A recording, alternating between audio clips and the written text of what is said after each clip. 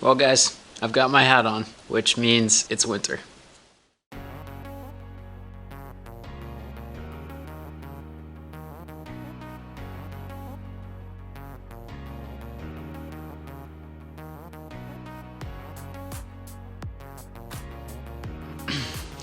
I don't think I'm alone with my love-hate relationship with the cold season, but as with everything, winter is not inherently good or bad. If you've ever felt like you have the winter blues, you're not alone.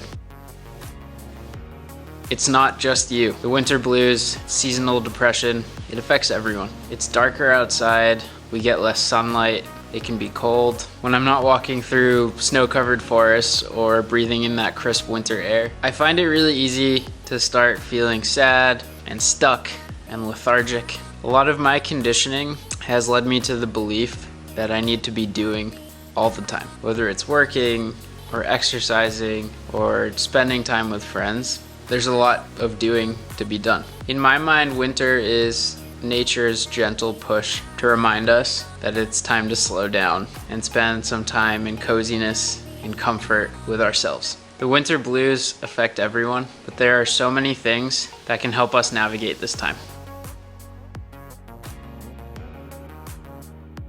Light, that's the first thing for me. Huge. We just don't get as much sun in the winter. It's kind of the nature of things. So I prioritize sunlight. Whenever I see the sun come out, I make sure to go out and soak it up. In winter, it really helps me to appreciate the sun a lot more. In the absence of sunlight, we can take to light therapy devices. There's loads of things we can get online.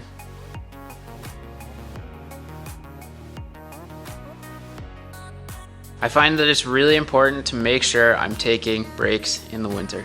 During this time, we're often indoors a lot more, so it can be really easy to get really caught up in our devices and be stationary for too long. So I make sure that I'm wary of how much screen time I'm getting and also how much outdoor time I'm getting, which brings me to 3. I make sure to get outside. So often we're cooped up during the winter and it can quickly become infuriating. We can get sick more easily just from being around others, and we're built to be outside. Exercise is incredibly important at this time of year, more so than ever. My mood, my spirit, and my body are all so much better when I exercise. And in that note, find something fun to do. I'm so lucky to have places where I can ski and hike during this time of year, which are 2 activities that I actually look forward to and help make winter so much more enjoyable. Whether it's a walk in the woods or ice skating, find something that gets you outdoors and let me know what it is. It's so easy to forget that we're really thirsty when it's cold, especially when I'm doing some activity outdoors. I don't realize how thirsty I am because cold water doesn't really appeal to me. Often I'll bring a thermos with me of warm water so that I can make sure I stay hydrated. This is something I really prioritize. Don't hate me for saying this one, but cold showers are a game changer during this time of year. They help me to prepare for it before winter and also help me to build resilience during winter. So see where you can start. There's tons of awesome resources out there that can really support you in developing a cold shower practice. Try Wim Hof or Impossible HQ. Those are 2 of my favorites.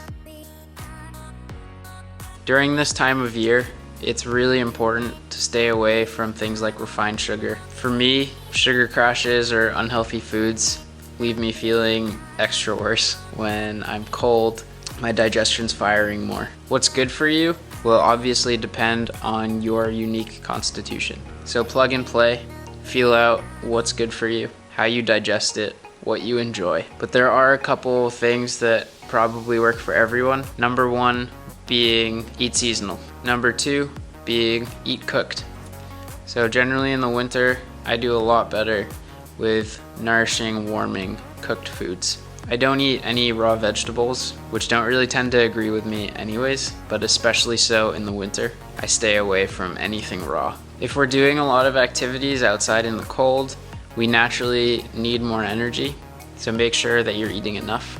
High energy, dense whole grains, if you do well digesting those, can be great during the winter To get in those calories, starchy vegetables like yams or sweet potatoes are also a great option. This can be a really good time to incorporate some warming spices into your diet. Things like ginger, lemon, cumin, turmeric, even honey are really wonderful additions to your dietary repertoire. And get some comfort food, soups, stews, go for those. Build resilience to the cold. Something that I learned a few years ago is that adding extra layers, more jackets, sweatshirts, hats, gloves, socks, doesn't actually add any heat, it just helps retain it. So make sure to stay moving throughout the winter. This is such a wonderful time to relish being comfortable. So get that favorite blanket, snuggle up on the couch. I love lighting candles or sitting by a fire, and create your own sort of cozy hibernation. Do things you love with people you love. Once the sun starts to set around 3 or 4 o'clock, I find it really difficult to motivate myself to get out of the house and go see my friends, go spend time with my loved ones, do fun activities that bring me joy. So bringing awareness to the fact that it's a lot harder to motivate ourselves to get out of the house is important in making sure that we still have community around us. Our relationships are so important to our well-being, and winter can be a really wonderful time to cultivate relationships if we make those our focus. Find things to look forward to. For me, my 2 favorite holidays of the year come during the winter. These things are all centered around good food and community, and makes this time a lot more enjoyable. I'd love to hear some things that help you get through the winter, so please feel free to comment down below or visit us on our website and let us know. Thank you so much for watching. I hope you have a wonderful, wonderful winter.